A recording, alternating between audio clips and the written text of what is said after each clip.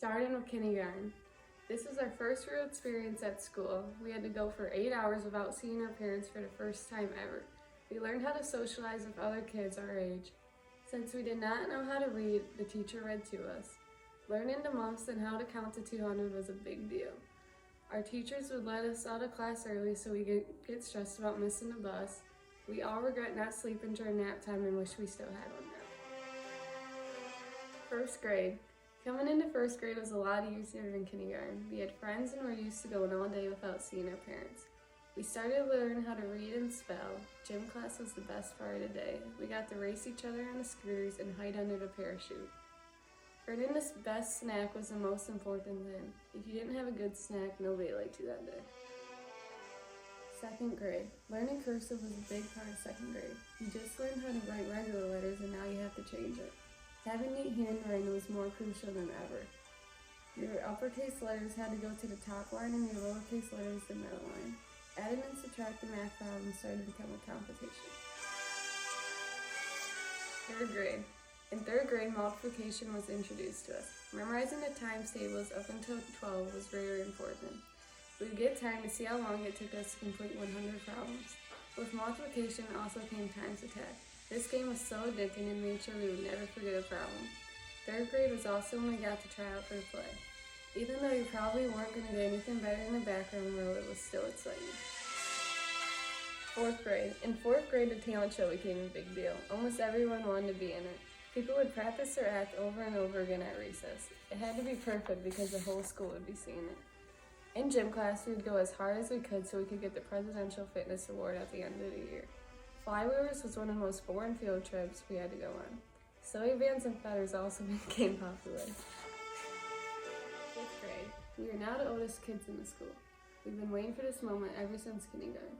We even got to be safety patrol officers, making sure younger kids did what they were supposed to. By now we had developed our friend groups and didn't want to be separated from them. It was important that you're in the same class as your friends or you wouldn't see them till lunch. Colonial Days was the end of our year field trip and it was just as bad as Flywheelers.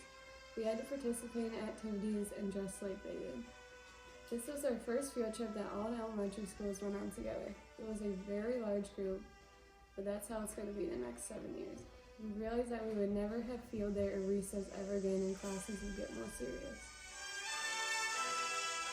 Sixth grade. It's hard to believe our first year of middle school was 6 years ago. Most of us joined bands, although a lot of us didn't last very long. We had homeroom locker combinations and different teachers for each subject for the first time. The number of kids in our grade quadrupled and new friends were made based on what pod you were in and who your homeroom teacher was. Maggie Ruley from Channel 1 News relayed the current events to us and we all stressed about what to wear to the first dance.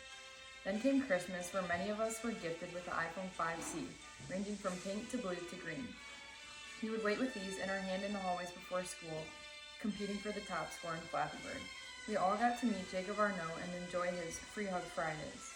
Highlighter yellow became the coolest color for boys, and their level of toughness was measured by how many winter months they could wear shorts. By 7th grade, we were used to switching from class to class, and we were comfortable enough with the staff to receive our first and only silent lunch. We were seated boy-girl by homeroom, where we communicated through note passing and facial expressions. This was the year when tripods were initiated at the middle school, where we were each assigned a teacher's classroom to go to with kids from all 3 grades. It was in these tripods that we demonstrated the full value agreement by playing icebreaker games and listening to the teacher preach about it. Probably the most important thing to us in 7th grade was who we were getting ready for the varsity football games with and who we would take pictures with once at the game.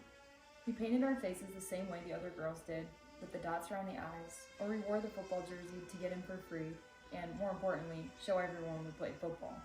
Once there, not much watching of football took place and a lot of drama did. We stood in the grass past the end zone and socialized, trying our hardest to fit in by looking and acting the same way as everyone around us.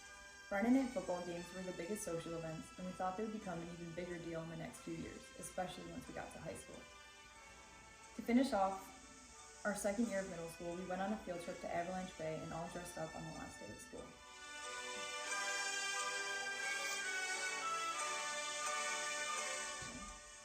8th grade was the year we first got a taste of freedom in selecting our classes.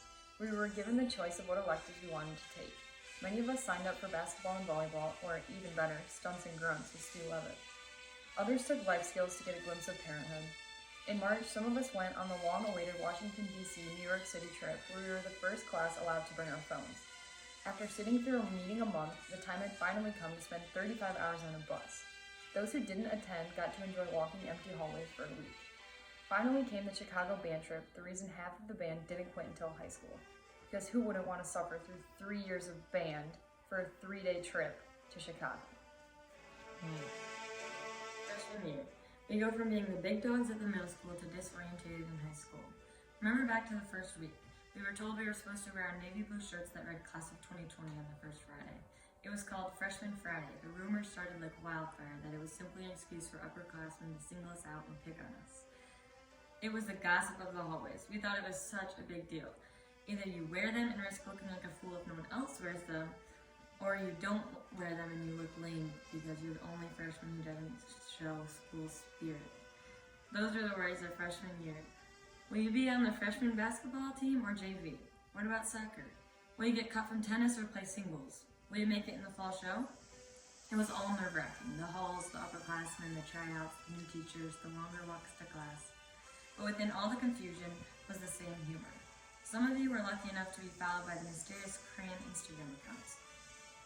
Either blue_crayon64, crayon purple, crayon.white, or etc. Whichever the account, few people knew much about it. I forgot about those almost as much as I did poetry out loud. I think my brain blocked out that entire week before Thanksgiving as quickly as it could, because it was not the best time for me. Only 4 months later, and we gained the title Sophomore, which entitled us to nothing more than not getting as much hate in the hallway. Instead, we were the ones giving the hate. It's funny how we all of a sudden became freshman haters, rolling our eyes as they slowly crept through the hallways. We thought because we had a summer to mature, we were so much better than we were just months prior. Some of us were blessed with having an early birthday, which meant you were one of the first to drive out of your friends. But that was a blessing and a curse, because it also made you the designated friend group chauffeur. 10th grade is when you could first take an AP class or apply to NHS.